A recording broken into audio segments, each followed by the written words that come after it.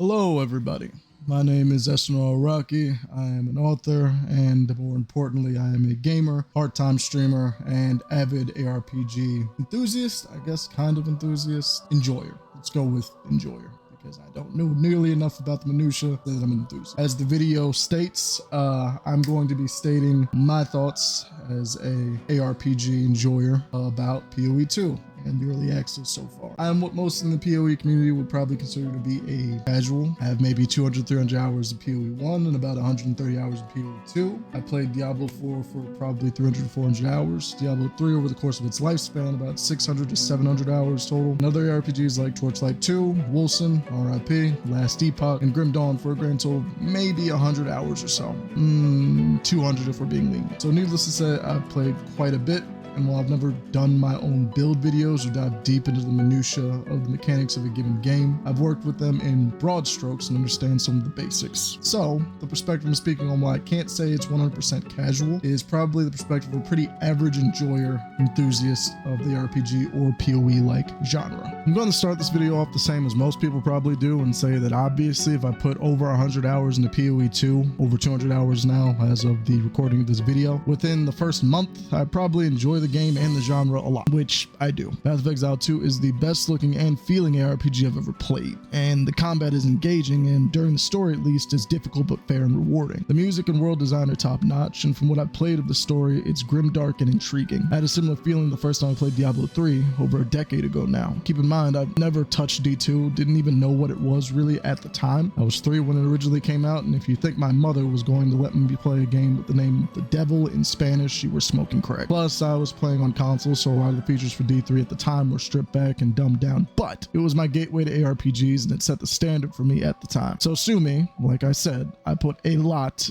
of hours into Diablo 3. But as I was saying, my experience playing Path of Exile 2 just in early access with bugs and admittedly limited in comparison endgame has been phenomenal. I've laughed, I've raged, I've been in awe, and I've been eager to get back to it every time I log out. My mind races trying to find more videos and get new ideas how to play the game, learn the economy, what different items and stats do, because I know fuck all really. And just generally, as Raxanterex said, become a student of the game. My only regret is that I work a regular job, so I can't put the ungodly amount of hours I want to put into it. I also appreciate the slower pace of the game, at least during the story mode. It gives you time to learn the game and how to surmount the challenges it confronts you with. A lot of people don't like how much it speeds up at endgame, which I think is fair, especially since movement skills are mostly gone from the game, but I still enjoy the heck out of it regardless. My gripes, however, begin with the thing that is most near and dear to every ARPG fan's heart: the loot. At first, I barely got any exalts and would slam it on my crap gear as soon as I got a regal so that I could hope and pray I get a good roll that'll help my build progress. By endgame, I was making a crap load of exalts, at least 2 to 5 each map,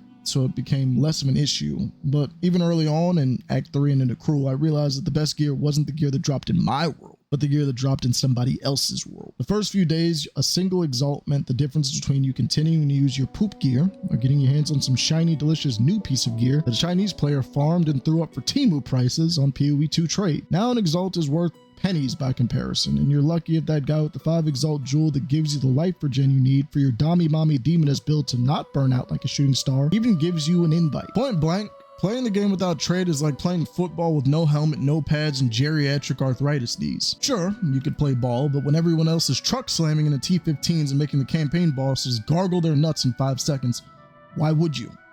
You're better off just saving your currency and buying your next piece of gear rather than wasting precious currency on a piece of garbage roll that'll just end up vendor trash anyway. Why the fuck is accuracy even on gear? And who needs light radius? I can see just fucking fine. The goddamn molten shell rare didn't need to sneak up on me when his goon squad could just crowd around me until he pops and sends me into the fucking stratosphere. The game was clearly balanced around trade. I don't think anybody can argue that point. If every loot drop was good, then no loot drop is good.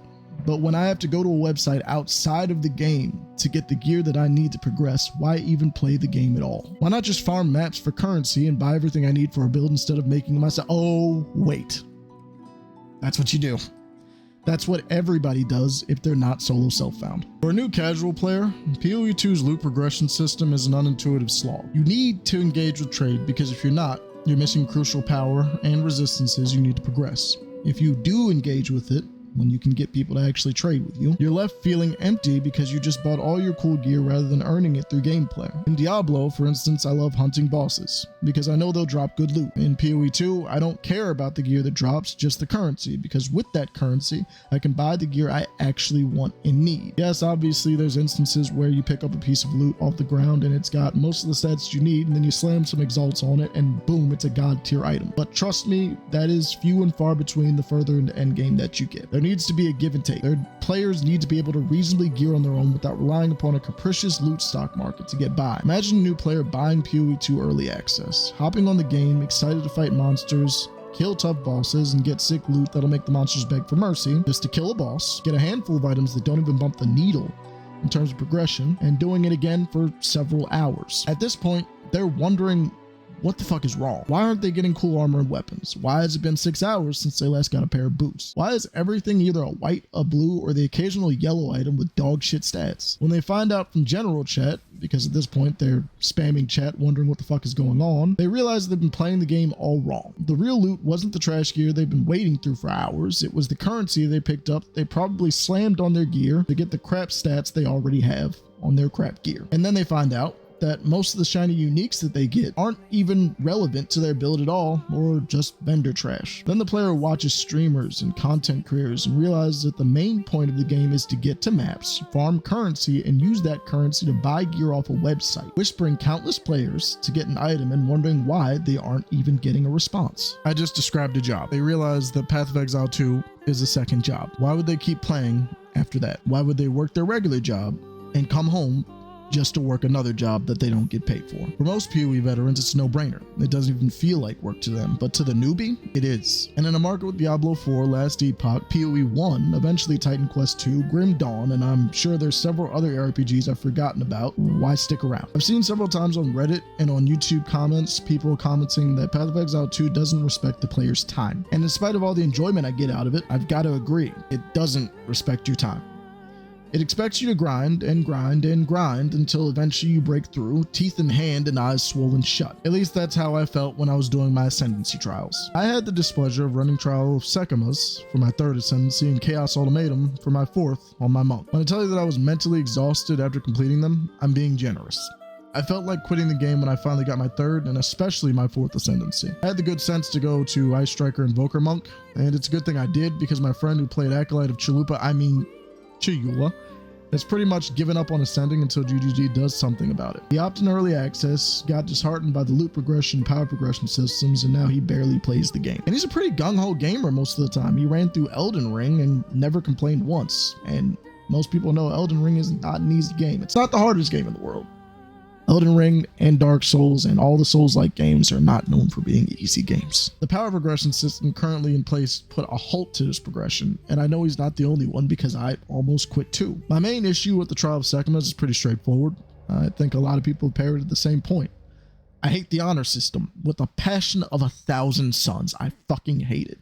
Whoever fucking made it, I genuinely hope that you step on Legos every time you get up to go take a piss in the middle of the night. This shit is sadistic. I think it needs to be upended from the game, never to return. Will my feelings change later on? Maybe, but I'm still bitter and I still hate it. The honor system on top of the minor afflictions, big quotations around minor, like, oh, you know, no energy shield, no armor, no evasion, losing 25% movement speed, compounds to make trials a depressing and nerve-wracking slog through Jigsaw's wet dreams just to get mediocre loot and the ascendancy points that you need to progress your character and make them strong enough for maps. That should be illegal.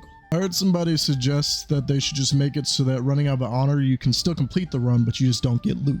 And I agree. I think that would probably solve 99% of my issues with the system.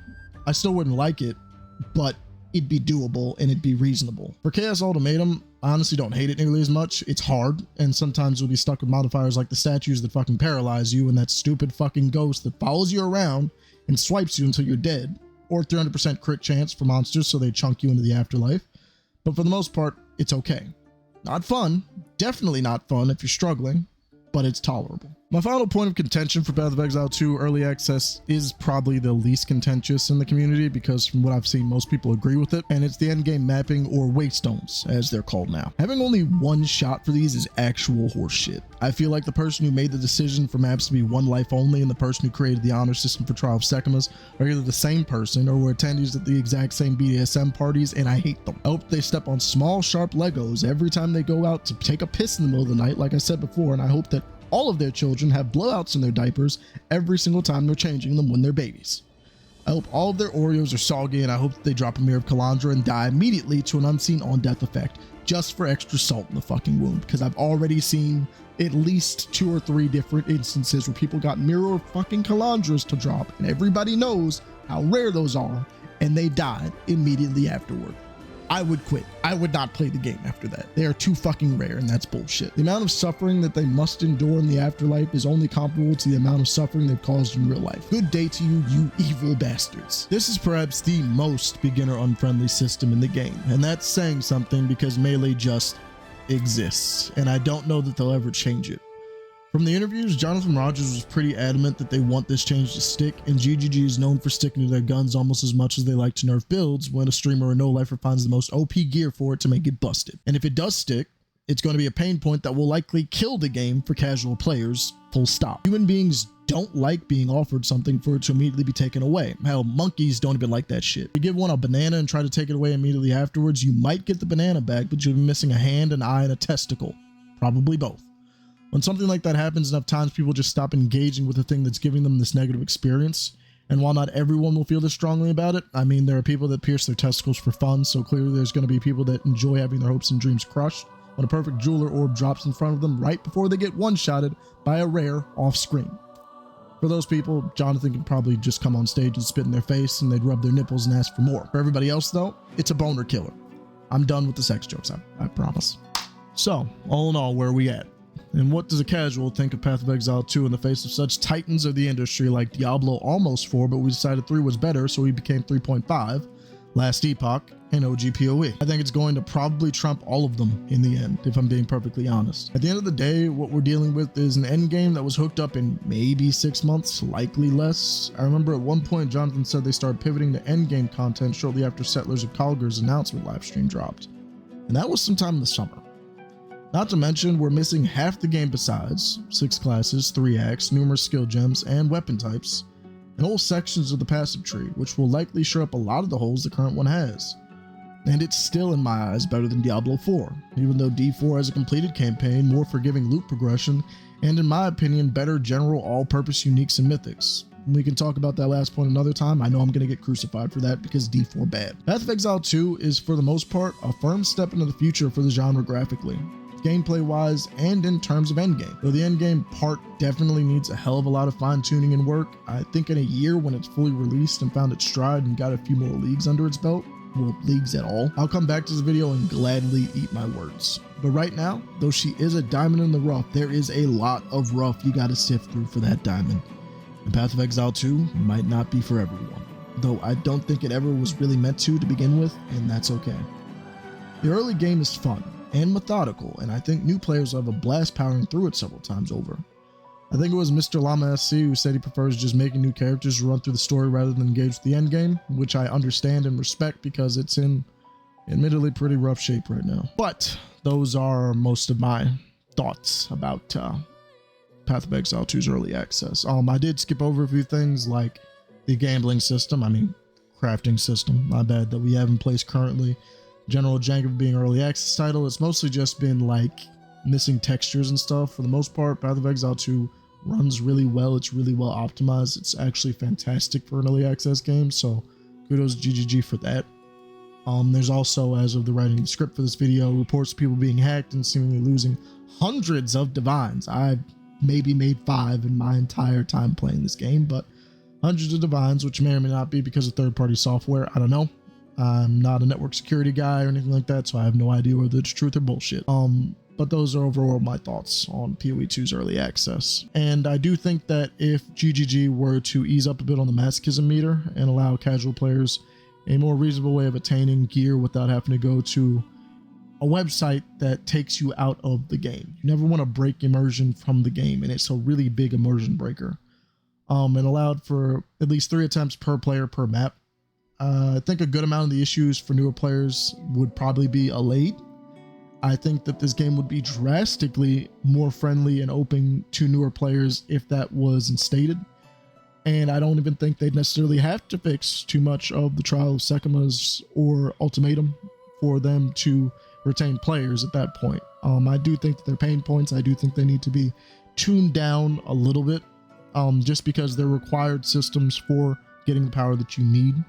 But if they were to tune those down a little bit and to give us more portals per map and, you know, make it so that players just have an auction, just make a fucking auction house in the game. I don't know why this is such a point of contention for people in the community. I've had people like shouting me down in general chat about it. It's like, oh, we don't need an auction house. Just stop paying people like less than what the value of the item is. And I'm just like, well, why would you post the item for an Exalt or 2 or 5 and not bother to check to see what the value of the item is? As soon as I'm about to post an item on freaking trade, like in my trade tab, I check the stats of the item and then look for other items with similar stats and see roughly what that's going for to base my prices off of. It's really not rocket science. And honestly, I think that if you post a price, a buyout price, then that should be the buyout price. Now you can go and you can change the buyout price, but if you make the buyout price for an item 5 exalts, then somebody buys it for 5 exalts and they didn't scam you. You just put up the price as 5 exalts. So making it so that it costs a set amount of gold to post items, you know, like stuff like that, I think would really ease things up for newer players and make it a lot more new player friendly, which POE veterans, you need new players. You do not want POE to go the way of Smite. As a longtime Smite fan, Smite 2 is in early access, open alpha, open beta. Closed alpha, closed beta. I forget what the fuck it is called right now, but like that game tried too hard to cater specifically to the OG players who could not be appeased. And it's basically dead on arrival. Like, I think at its peak, it might have like 2,000 or 3,000 players in a given weekend night, which is just fucking sad. But 2025 is going to be an interesting year, to say the least, for POE. And I think that as an ARPG fan, we are eating good this year, ladies and gentlemen, because it's about time we got a new top of the line ARPG that wasn't Diablo and could knock it off the headlines. But that's all I got for you. Like, comment, and subscribe, all that good stuff, and take care. Peace. Quick update about my friend who's playing the game. He did not quit the game. He's still going strong. He just stopped being an acolyte of Chalupa and is leveling an invoker, which brings me to another point about there's clear right and wrong choices with ascendancies right now. Some ascendancies are just ass. Other ascendancies are fantastic. He's still going strong. He's still playing the game. So wanted to add a quick addendum, because I don't want to slander Smite any more than I already get slandered, because I do love the game. Smite 2 is actually doing pretty good right now because of the fact that they made the game free to play. So it's got like 10,000, 12,000 plus people on concurrently a day. So no shade at Smite. And also an update on the security breach stuff. There was an article a couple days ago saying basically somebody stole an admin account, and so that is potentially where the security breach stuff has been coming from. They also added an update to the game that tweaked the numbers a bit for armor. Armor is still not that great. It's better than it was factually, but it's still not where it needs to be, at least for me to ever create an armor build. Also, they updated mapping a little bit. They still haven't made it so that there is more than one death per map, but they at least started to bend the knee a little bit on pinnacle bosses, so small victories, I guess. But yeah, just wanted to clarify that before I post this video. Thanks.